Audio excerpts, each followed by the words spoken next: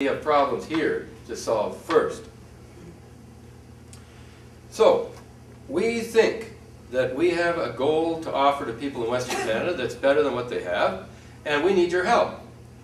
Like everybody that is involved in politics knows, and as Bill Clinton said, you won't hear me quote Bill Clinton again tonight, but he did say something that was true. He said that money is the oxygen of politics. Now, if you think we're doing the right thing, and if you think we should succeed, you and I know that if you don't give anything to our cause, we're going nowhere.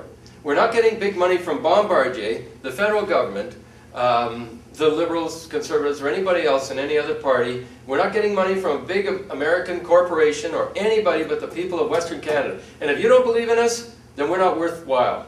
If you don't believe in us, don't support us. If you don't believe in us, we don't deserve to be here.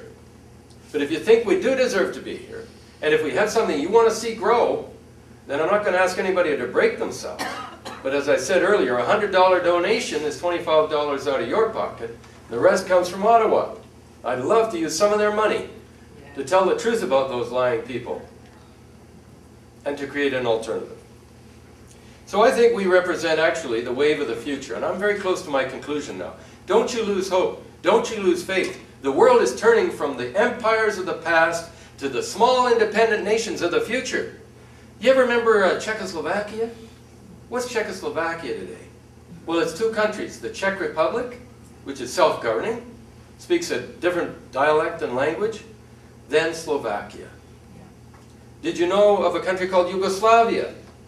Well, the United Nations decided to break it up, and it created 5 countries: Slovenia, Croatia, Serbia, Montenegro, and Bosnia. And actually, each of those countries is small, but each of those countries is ethnically more homogeneous. The Croats are basically Catholic, the Serbs are basically Protestant, and that's the major difference, really. They both speak the same language. There's nothing wrong with smaller countries, closer to the people governed, with an important element of true democracy. What is that? It's referendum, initiative, and recall, which means that people, between elections, have the power to change the law, change the people in power. It's a very novel idea. It's existed in Switzerland for about 300 years, but no other country wants to try it. Why? Because when the politicians get in power, they sure don't want to give the people power to take them away. They don't want to have to answer to the people on a regular basis. Some states do have referenda, like Proposition 13 in California, which stopped the politicians from spending more money. It's a wonderful instrument of true democracy. And in the modern day, with television, you've heard of that, American Idol, people vote for it. You could have a PIN number that gave you the right to vote electronically, and no one else could have that number, and you could vote over the telephone, and it wouldn't cost the government a whole bunch of money. And you could make law, you could change law, you could actually initiate by a petition that we want to have a referendum on this question. I don't care what the question is. Should we be at war in Afghanistan? Now, we go to war, the Prime Minister says we're going to war, the Cabinet says, yes sir, aye aye Captain, and the opposition says, well, we'll pretend to oppose it because we're not sure what the people think. And nobody gets to choose, discuss, debate, or even consider that we're sending people in a war they can never win, and which eventually we'll withdraw from, and the situation will be just like it was when the Russians left. Right? Well, okay, we might end up going to war because the government chose to, but the people could actually do something about it if they thought it was a bad idea. We can't today. The Constitution of Canada will never allow referendum, initiative, and recall, but we can create a whole new constitution in Western Canada that would make it possible. So if you want this kind of true democracy, if you want to have people that have brains and use them on a regular basis, and you want to have more than a phony debate in Parliament that's nothing but name-calling and insults, but you want to have real, actual political debate on the day-to-day level, so you go out to a meeting over this issue. How many would like to have a referendum on bilingualism? Anybody would like to do that? Right? Well, you can't, because it's decided in Ottawa, and we know best, and the Supreme Court said you're going to take. Right? How'd you like to have an abortion referendum? You know, everybody wants to talk about that. What would that do? Well, it would create a real debate. And people, you know what? Lord Randolph Churchill once said, properly informed, trust the people. Well, who's supposed to inform the people? The CBC? What?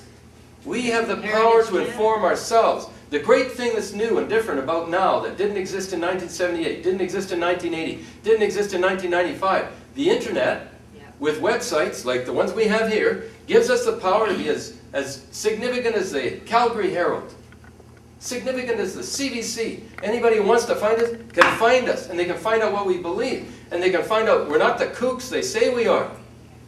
We're not the crazies they say we are. Come on in. Thanks for coming. Good to see you. So, things are getting better in a whole lot of ways. The Western Bloc Party is a whole new vision about a whole new way of doing business and a whole new way of governing.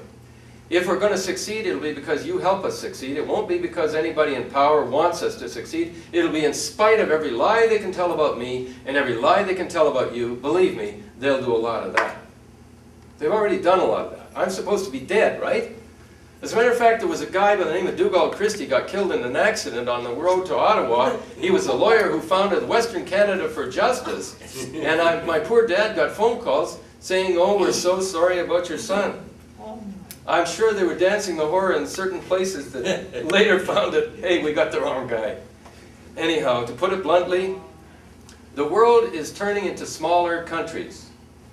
Actually, just recently, there was a referendum of sorts in a little Glasgow constituency. The Labour Party has had Glasgow in the palm of their hands in Scotland for, forever, right? Gordon Brown, the Prime Minister, could virtually assume that the Labour Party is going to win. You know who won? The Scottish National Party. It knocked them over.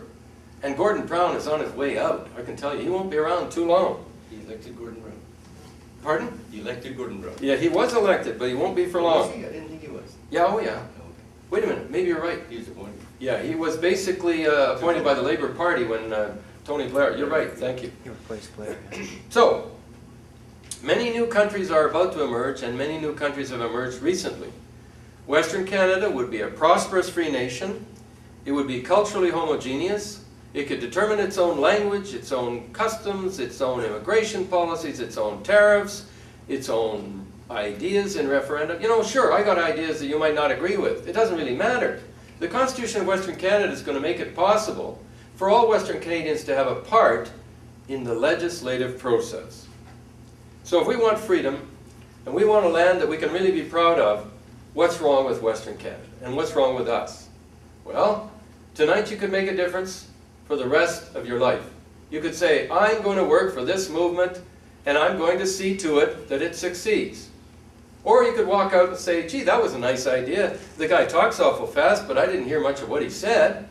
And I guess I could have watched the movie, right? Some people could do that. And if that happens, it's like William Wallace. You know, he's out in the middle of nowhere. He knows that people are chasing him all over the Highlands. They want to capture him and kill him. And somebody says that he's invited to a meeting. And someone else says it's a treacherous meeting, don't go. And he says to his friend who tells him not to go, do you know what will happen if I don't go? And the friend says, no, what? The answer is, nothing will happen. If you do not commit to something significant, and what I've told you here tonight is the truth, it is the only significant thing you will ever hear in Western Canadian politics as long as you live. But if you do nothing, that's what will happen, nothing. If you do what you can and you do everything within your power, you can make history, and so can I. So the power of choice is yours for the moment. And there's not one person in this room who's going to get younger tomorrow. There's not one person in this room who's going to be stronger tomorrow. Not me, not you, nobody. We're faced with one thing we know for sure. Two, in fact, death and taxes. Are you going to continue to pay those people to advance your death? Or are you going to liberate yourself to advance your life? The choice is yours.